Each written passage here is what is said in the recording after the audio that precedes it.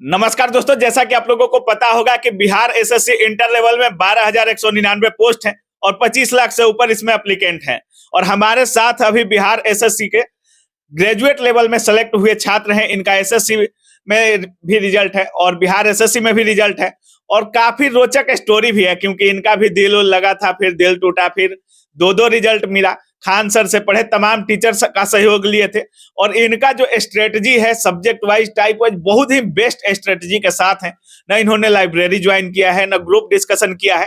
काफी अच्छा स्ट्रेटजी आपको देखने को मिलेगा इस पूरे वीडियो में। सबसे पहले स्वागत है कृष्ण मोहन जी। बहुत बहुत धन्यवाद काबिल न्यूज को, जो मुझे इस मंच पर अपना स्ट्रेटजी साझा करने के एक मौका दिए हैं। इसके लिए बहुत बहुत धन्यवाद। अगर बिहार एसएससी की बात करें कृष्ण मोहन जी, तो आपका रिजल्ट हो चुका है और आप जो बताइएगा वो एक सटीक स्ट्रेटजी होगा। मैथ और रीजनिंग दो इसमें ऐसे सब्जेक्ट हैं, एक साइंस को भी ऐड कर देते हैं, तो मैथ, रीजनिंग और साइंस ऐसे सब्जेक्ट हैं, तीन सब्जेक्ट से मिलाकर के 100 क्वेश्चन आने वाले हैं। अगर कहा भी जा रहा है कि अगर तीन सब्जेक्ट जिसका मजबूत है उसका रिजल्ट बिहार एसएससी में कोई रोकने वाला नहीं है। क्या कुछ बोलिएगा मैथ रीजनिंग को लेकर? देखिए, मैथ रीजनिंग तो 50% वेटेज है। 150 क्वेश्चन में 75 क्वेश्चन वहां से आ रहे हैं। तो सबसे पहले जो बिगनर है उनको क्या करना है कि मैथ रीजनिंग के लिए सबसे पहले आपको एक सोर्स को सिलेक्ट करना है।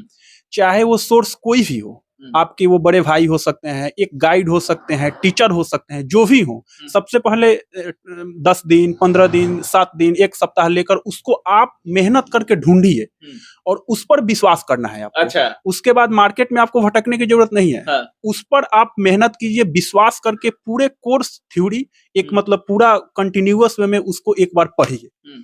पढ़ने के बाद अपने आप एक में अलग एक परिवर्तन आएगा आपके एक मतलब नॉलेज। जहां भी पढ़ना है एक जगह पढ़ना है, ज्यादा भटकने से कोई बात बनने वाली नहीं है। एक ही जगह पढ़े, उनके हर बातों को फॉलो करें, जैसे पढ़ा रहे हैं पढ़ते जाएं। हाँ बिल्कुल, उस पर आपको विश्वास करना पड़ेगा। जो भी आप सोर्स को चूज किए हैं उतना मेहनत करके उस पर आपको फॉलो करना पड़ेगा, उन पर मेहनत करना पड़ेगा, विश्वास करना पड़ेगा, इधर उधर भटकना नहीं। ये बताइए कि जब सोर्स की बात कर रहे हैं तो आप किन सोर्स को चूज किए, आप किन से पढ़े, क्या कुछ पढ़े?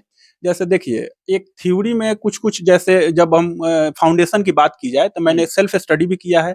अभी के डेट में जो ऑनलाइन एक सोशल मीडिया, ऑनलाइन के बाद किसी एक टीचर को अपनी सफलता का श्रेय दे देना कहीं ना कहीं दूसरे टीचर के साथ नाइंसाफी होगा। बिल्कुल बिल्कुल। तो अगर कुछ कोर्सेज है जैसे पॉलिटी, ज्योग्राफी, हिस्ट्री, ये सब कोर्सेज मैंने खान सर से परचेज किए हैं। अच्छा। उनकी फाउंडेशन 200-300 जो रुपए में आती हैं अलग अलग, उनसे मैंने परचेज किया है। 200-300 वाली खान सर की फाउंडेशन बैच पढ़े? हाँ, बिल्कुल बिल्कुल। अच्छा। वहां से मैंने हिस्ट्री, ज्योग्राफी मैंने परचेज किया था। उसके बाद होता है कि कोई चीज आपको उसके बाद भी नहीं समझ में आती है, तो ऐसा भी होता है कि किसी कोचिंग में जाते हैं, मान लीजिए हर पोर्शन उस कोचिंग का अच्छा नहीं होता है। कोई भी खान सर की ही बात हम नहीं कर रहे हैं, अलग अलग कोचिंग्स में देखा जाता है जिसमें मैथ अच्छा है तो रीजनिंग का फैकल्टी कमजोर है, जिसका मैथ रीजनिंग अच्छा है साइंस की फैकल्टी कमजोर है। तो इन सब के लिए अलग अलग टीचर का आपने सहयोग लिया है? हाँ बिल्कुल। जैसे मान लीजिए कि मैंने खान सर से कुछ कोर्सेज खरीदे थे। हाँ। उसके बाद मैंने क्या किया कि जैसे क्वेश्चन प्रैक्टिस के लिए हम जो करते थे, क्वेश्चन प्रैक्टिस के लिए कौटिल्य का फ्री यूट्यूब पर जो 50 क्वेश्चन आती है, जेन्युइनली कि उनसे मैंने किया है। उनका कोई कोर्स मैंने परचेज नहीं किया है। लेकिन वो 50 क्वेश्चन का डिस्कशन मैंने थॉरोली देखता था, जो यूट्यूब पे करा। हाँ, यूट्यूब पर फ्री। अच्छा। वो मतलब वो कुछ सर का नाम है कौटिल्य, प्रदीप सर वाले। हाँ, तो उनका मैंने फॉलो किया है। और टेस्ट, जब प्रैक्टिस की बात आती जी, मॉक टेस्ट कहाँ से दिया जाए, तो उसके लिए मैंने प्लेटफॉर्म को प्रेफर किया है। अभी बगल में भी मेरे रैक में देखिएगा तो 60-70 सेट रखे हुए हैं जो मैंने जाके ऑफलाइन वहां मारा करता था, प्लेटफॉर्म कोचिंग। हाँ, प्लेटफॉर्म कोचिंग में जाकर। अब तो वो बाइफरकेट हो गई है, पहले नहीं थी। तो वहां पे मैंने जाकर मारता था। 1 to 10 रैंक में हम रहते थे वहां पर भी। तो सेट के लिए प्लेटफॉर्म मैंने प्रेफर किया। कुछ खान सर तो सेट वगैरह ऐसा कुछ नहीं चलाते थे, तो उनसे कुछ कोर्सेज मैंने खरीदी हुई थी। खान सर से आप फाउंडेशन पढ़े? हाँ, कुछ। हाँ। अच्छा, यूट्यूब पर आपने कौटिल्य का सेट मारा। हाँ, और ऑफलाइन टेस्ट की बात करें तो प्लेटफॉर्म को आपने प्रीफर किया? हाँ, प्लेटफॉर्म को। और मैथ रीजनिंग का जो है कि मैथ रीजनिंग मैंने गगन प्रताप, अभिनय शर्मा, राकेश यादव से जो टॉपिक मुझे समझ में जिनसे आई है, यूट्यूब पर मैंने सर्च करके वो चीज उनसे मैंने पढ़ा है। मतलब जो भी टॉपिक्स आपको लगा कि ये टीचर अच्छा लग रहा है, इन टीचर्स का हमको अच्छा से समझ में आ रहा है, उन टीचर से आपने पढ़ लिया है? हाँ बिल्कुल। जैसे मान लीजिए फाउंडेशन कोर्स आप किए, तो फाउंडेशन कोर्स में ये तो जरूरी नहीं कि वो सारी चीज उस टीचर की आपकी समझ में आ जाए। तो जो चीज आपको समझ में नहीं आ रही है वो चीज आप यूट्यूब पर सर्च मार दीजिए। एक पर एक कंटेंट भरी हुई है बिल्कुल, यूट्यूब पर, वो चीज वहां से आप देख लीजिए, एकदम क्रिस्टल क्लियर हो जाएगा।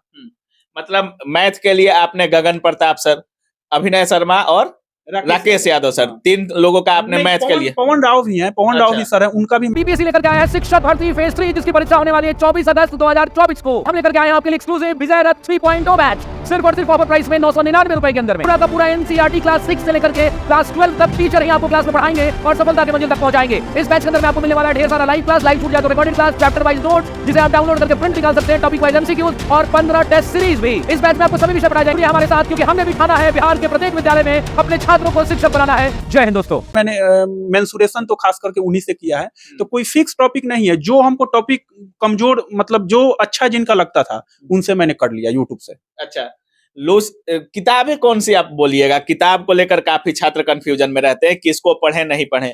लूसेंट एसपीडी ऐसा किताब है कि हर छात्र के रूम में दिखा जाता है, लेकिन काफी छात्र कहते हैं कि लूसेंट जो सब्जेक्टिव वाला है हमसे याद ही नहीं होता है।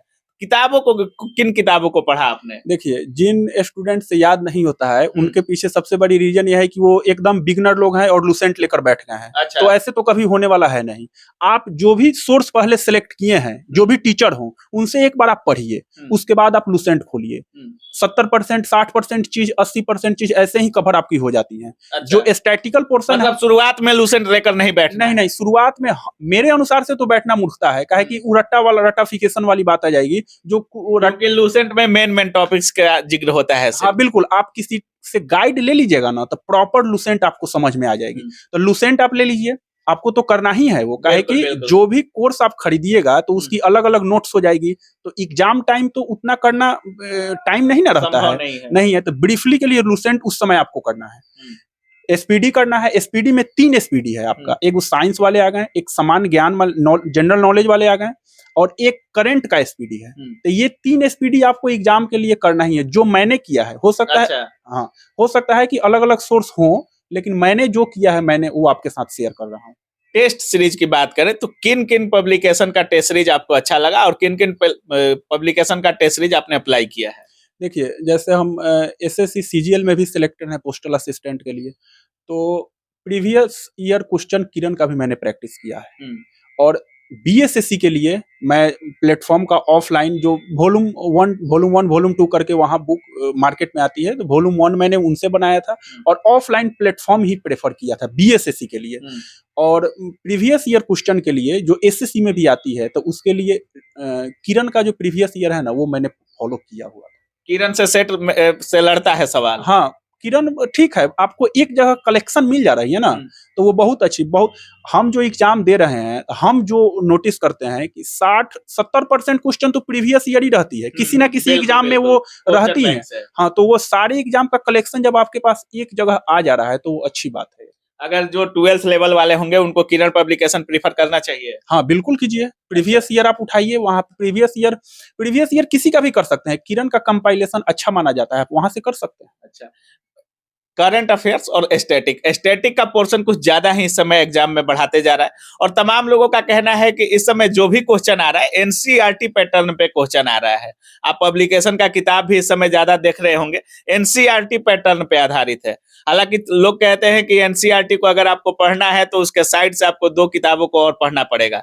क्या ख्याल है आपका एनसीईआरटी को लेकर? देखिए, मैंने तो कभी एनसीईआरटी नहीं पढ़ा, कभी नहीं पढ़े हैं। अच्छा। कोई ऐसा टॉपिक नहीं है जो कभी मैंने एनसीईआरटी का, ना ही कोई किताब खरीदा है। एक बार मुझे हुआ था तो मैंने खरीदा, लेकिन उसका पेज भी मैंने नहीं पलटा।